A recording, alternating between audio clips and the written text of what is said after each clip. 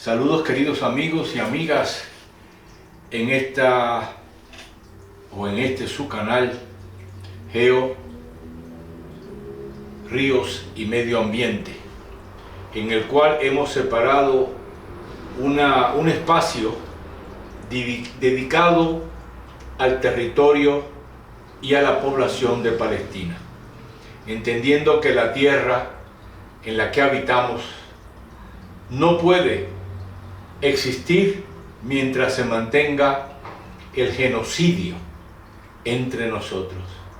No podemos resolver nuestras diferencias matando a toda persona que sea diferente a nosotros.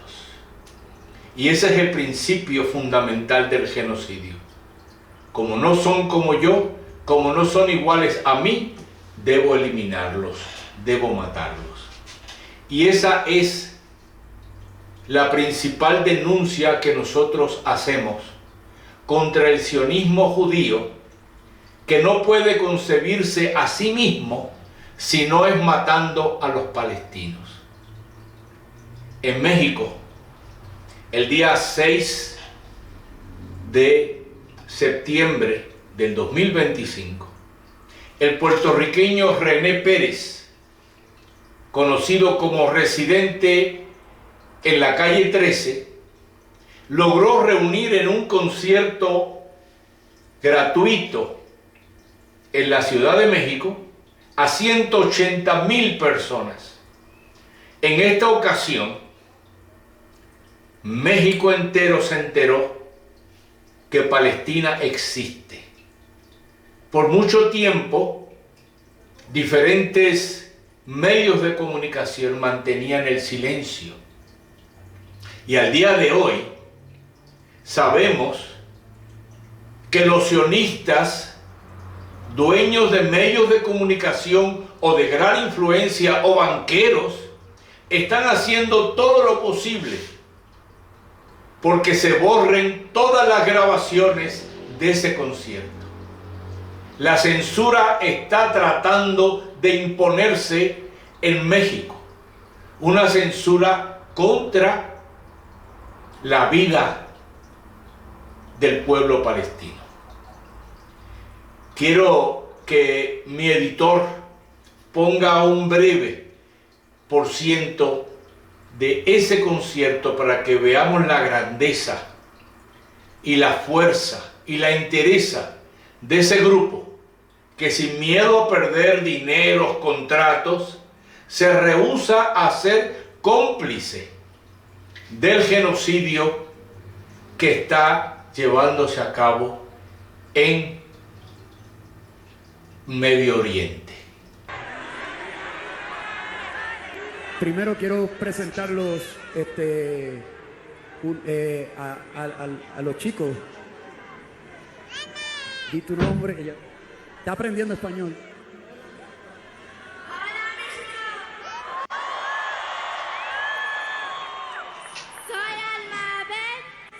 Palestina, alto el genocidio.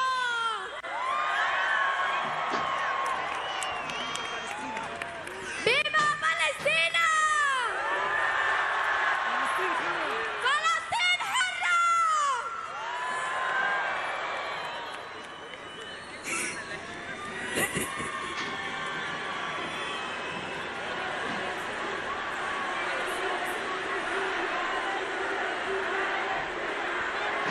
Vamos a recibirla con un abrazo.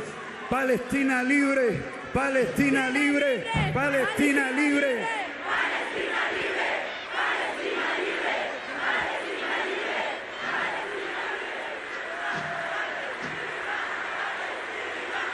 libre.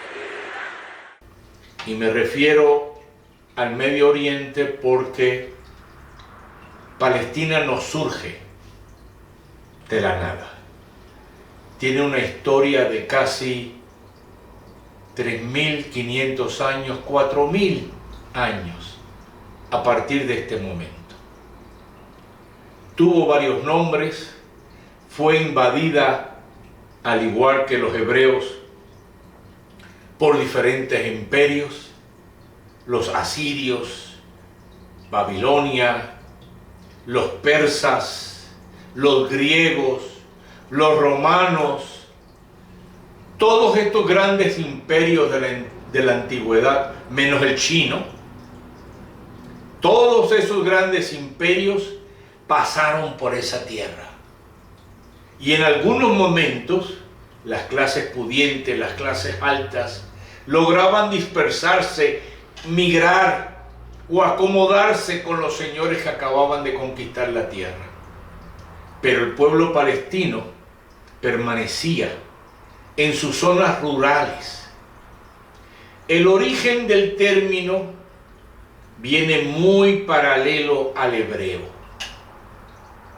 Para 1000 o 2000 años antes de Jesucristo, un grupo proveniente del mar, a los cuales los ya residentes de esa zona llamaron el pueblo del mar, se confrontó con el pueblo hebreo, un pueblo seminómada que traía dentro de su mitología el discurso de que habían sido maltratados y esclavizados en Egipto.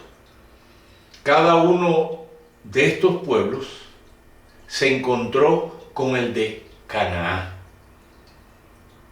Como siempre ocurre cuando llega un extraño, hay sus dificultades, sus guerras, sus combates. Pero finalmente cohesionaron y vivieron por siglos, hasta que llegaba un imperio, los aplastaba, pero a la misma vez resistían, se sobreponían. Esto ocurrió uno tras otros. Cae el imperio romano, se divide el imperio romano, el de Oriente con el de Occidente, llega el imperio otomano y cae el imperio otomano, 1917. Y ahí aparece en la palestra los nuevos imperios nacionales, los nuevos imperios europeos, los nuevos imperios occidentales. Ya no eran imperios de Occidente, de Oriente, ya no eran los árabes, ya no eran los turcos, ya no eran los romanos. Estamos hablando ahora del Imperio Británico. Una vez se acaba la Primera Guerra Mundial, tenemos en esa tierra a los británicos, los cuales se apoderaron y entendieron claramente la importancia de esa tierra. Porque nos preguntamos, ¿cuál es el valor? ¿Por qué tanto pleito? Por tan pocos kilómetros de tierra, teniendo todo el mundo árabe, Irán, Irak, Europa, India. ¿Por qué esa guerra permanente?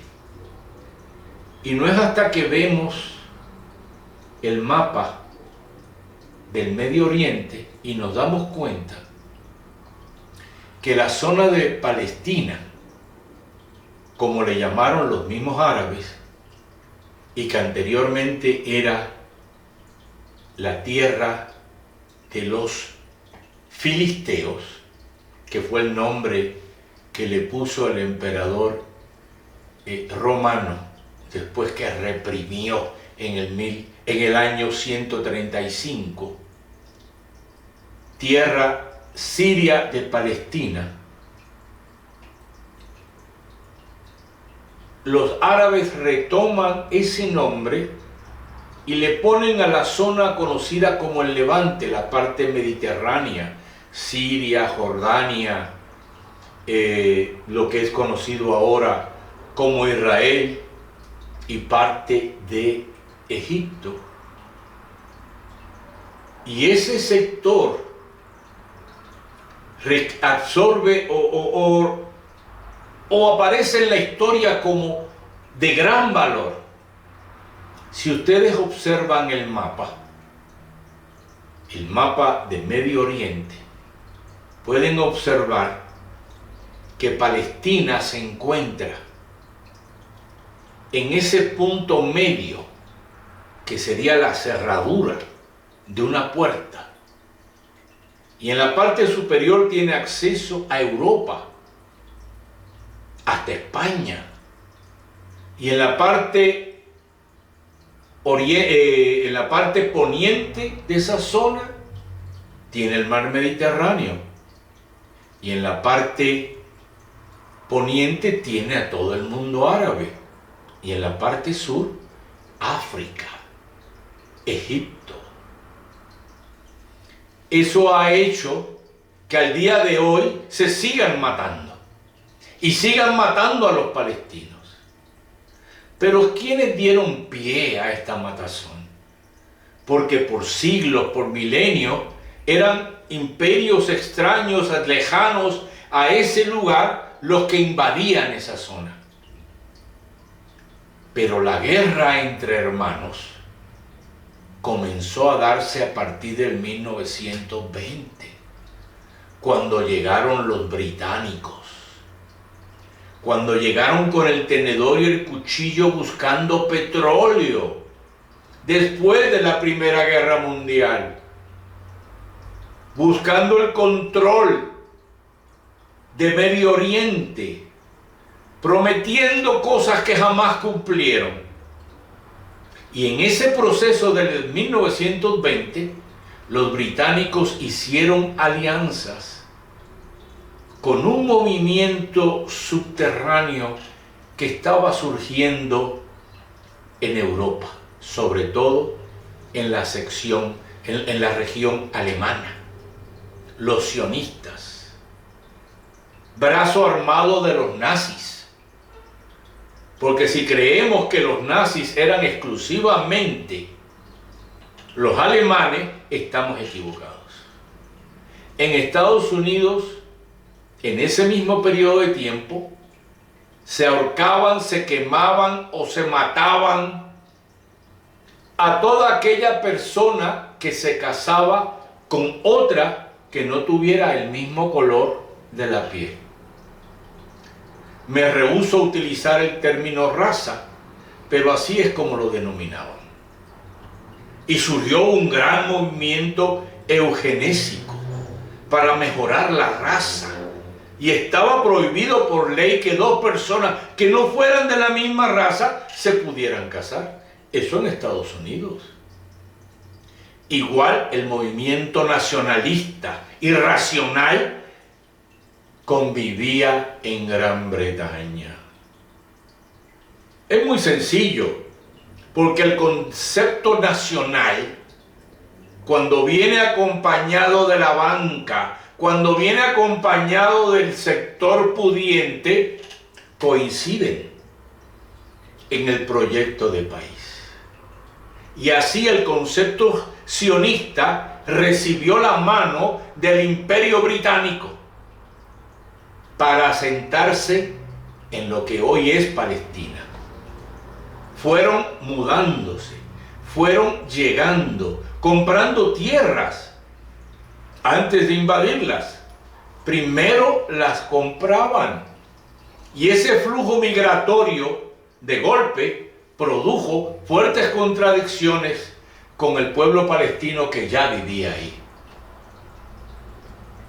Por resolución de las Naciones Unidas, se le concede a Inglaterra o a Gran Bretaña el dominio y la administración de esa zona.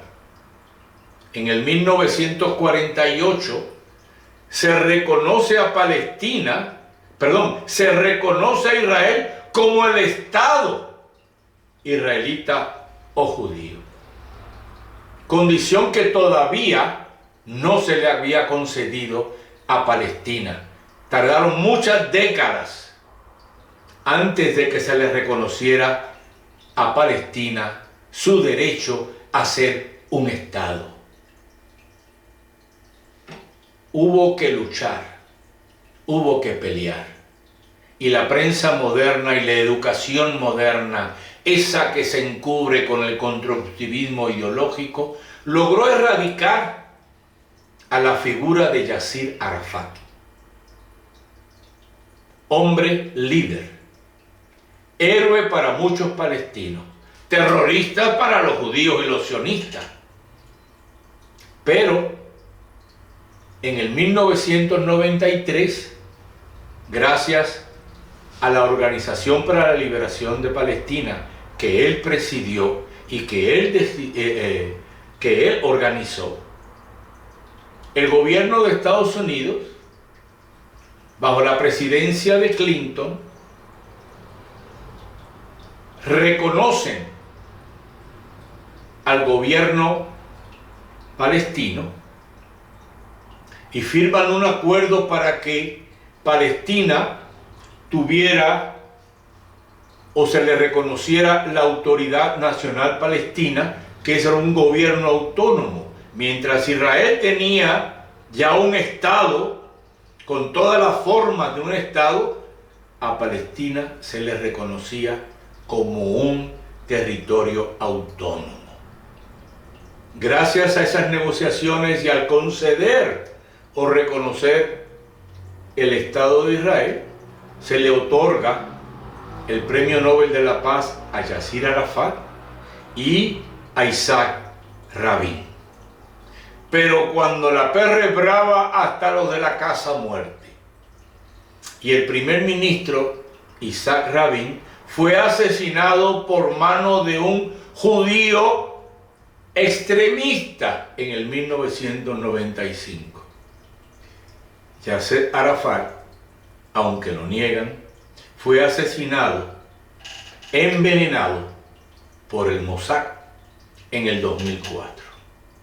No sin antes haber sido el primer presidente de la Autoridad Nacional Palestina, el cual fue elegido por 84% de los votos. Esa figura no debe morir.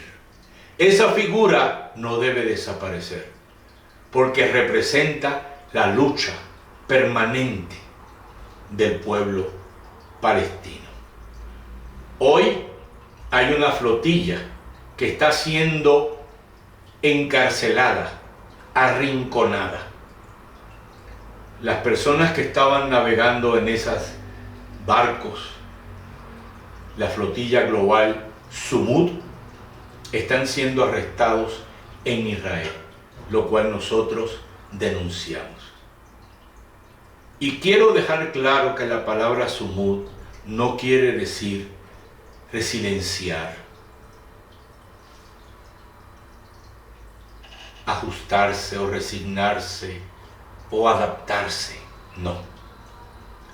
Esta flotilla Sumud es una característica que tiene el pueblo palestino, de firmeza, de perseverancia, de no importa qué, defenderán su tierra.